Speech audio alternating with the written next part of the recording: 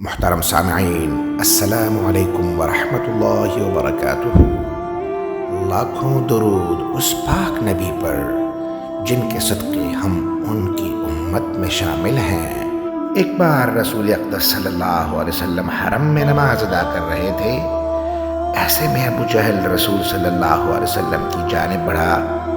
وہ چاہتا تھا کہ رسول صلی اللہ علیہ وسلم سجدہ کریں تو ان کی گردن مبارک پر پاؤں رکھ دوں۔ آس پاس لوگ بھی بیٹھے ابو جہل کے اس ناپاک ارادے کو دیکھ رہے تھے، لیکن لوگوں نے دیکھا کہ ابو جہل جب آگے بڑھتا تو خوف کے مارے پیچھے کھسکنے لگتا۔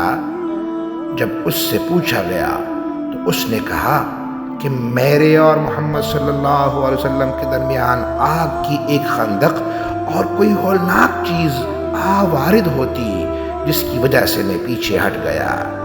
آپ صلی اللہ علیہ وسلم نے فرمایا، اگر ابو جہل میرے قریب آتا تو فرشتے اس کا کام تمام کر دیتے۔ سبحان اللہ۔ مزید ویڈیوز حاصل کرنے کے لیے چینل کو سپورٹ دیں، لائک کریں، سبسکرائب کر دیں اور بیل آئیکن کو پریس کر دیں۔ شکریہ۔